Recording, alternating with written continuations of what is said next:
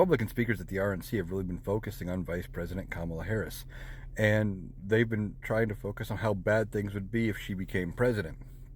Nikki Haley went as far as to say we couldn't tolerate 4 more years of Joe Biden as president or one day with Kamala as president. Now, I think Kamala Harris would do fine, but why are they focusing so heavily on Kamala Harris? Well, I think she scares them.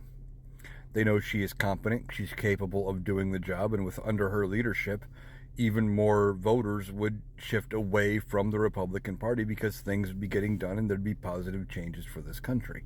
But it's also all they have. All they have are attacks and rhetoric because they don't really have a lot of policy. They'll say things like, well, we want to do this, but they won't say how.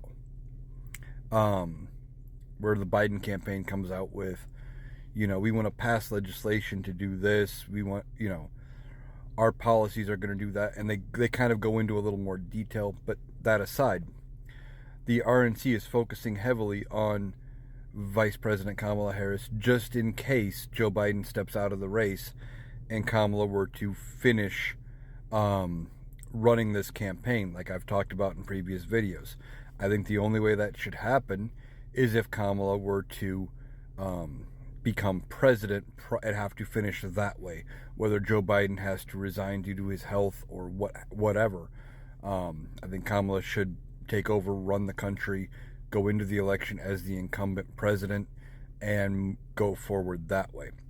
But the Republicans are worried that Joe Biden may step out, Kamala may step in and have to run the race, so they're already ramping up their attacks, being prepared in case that eventuality happens. I don't think it's going to work, and even if Kamala Harris had to become president today and take over, I think she is more than capable. We would be in good hands if Kamala Harris had to take over. They're just trying to ramp up the fear because it's all they have to sell.